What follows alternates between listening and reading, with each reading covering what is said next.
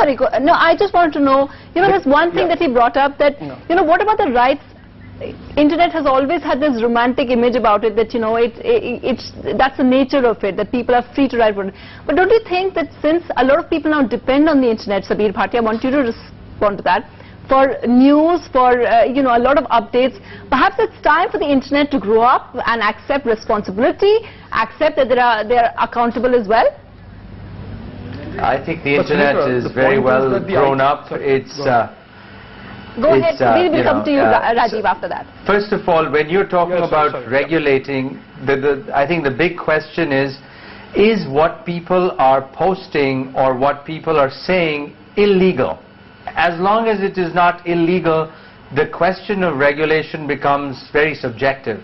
Today if you say something which is, which could be objectionable to me, to a lot of other people it's not objectionable material. But so as long as it is not illegal, you cannot, because this whole thing about something being objectionable is so subjective, it cannot be regulated. It's just simply not possible. I think we should draw the line between what is legal and what is illegal. For example, in the United States, child pornography, nudity, all of that is illegal. Yeah. So if there are websites that perpetrate that, they are shut immediately.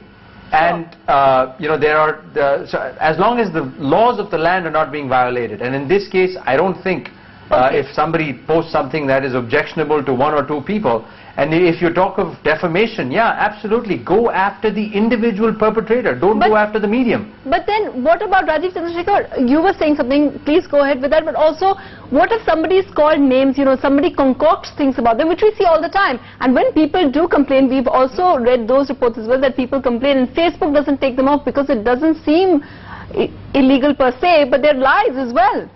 We have seen lies on the internet. Sunita, yeah, I accept all of this, Sunita, but we must accept and we must understand that there is a law, there is an IT Amendment Act passed by this very own government that provides for substantially very, very significant criminal penalties for those who indulge in defamation or those who indulge in obscenity. The law of the land is already in place. Okay. It is for somebody in government to understand that there is a law, and it is for the victims. Let's assume that I am a victim of defamation. It is for me to proceed, go to the cyber cell of the Delhi police, file a complaint, get the IP number, and file an FIR against the perpetrator. Why can't that be done? It is not for the government. So, Vimal, why can't that be done? Unfortunately, Mr. Chandrashekhar, internet has gone much beyond that even in this country. And for the clarifications, everyone, government had under the same Act amendment that you are saying, IT Act 2008, Section 69A, which specifically pertains to blocking of content, and also of course Section 79. So Mr. Sibal could have come out very easily and told this 4 social networking sites, these contents are absolutely not appropriate, or put up a whatever that procedure says about forming the committee under the Joint Secretary and everything, and blocked it. He hasn't done it. He has gone to those guys and said, what is the way out? Is there a way out to, don't you also feel a sense of responsibility?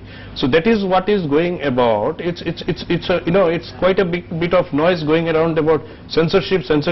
If there was a motive of censorship, then the government would have automatically taken all these things off. Right. And let me also tell you, again the Anna Hazare connection is also drawn. Of course not here, but remember that all the websites or all the Facebook pages around Anna Hazare, they existed, thousands of them, they are still there. Okay. So, it's not like that here in this country as is being projected. Okay, just final comments from you, Sabir Bhatia and Rajeev Chandrashekhar. Sabir, first to you, what kind of, change perhaps you'd like to see in the way regulation is done in India? Because obviously maybe we need some regulation. I don't think we need any regulation. Like I said, Facebook or Twitter or any of or Google, they're very mature in already taking away content that is seen as objectionable to a lot of people. It is a self-regulating mechanism, and that's the best possible policy. Rajeev? The amount of content that is created every single day runs into petabytes. There is no way physically any government of the world can control that. And let's not touch something that's not broken. Rajeev, if it's not broken, why try to fix something that's not broken? That's working beautifully. Go ahead, Rajeev. Final comments. I agree. No. Regulation by anybody in Delhi, a bureaucrat in Delhi, in the Department of Telecom, or any expert in Delhi is impossible, doomed to fail.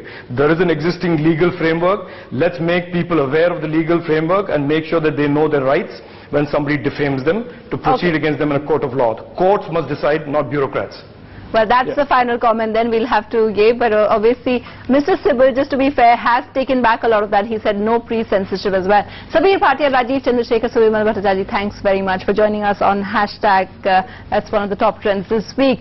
We now leave you and go into a break with the other top trend, the news about Pakistani President Zardari and his illness. What were the conspiracy theories that were going around on the internet? Here's a look.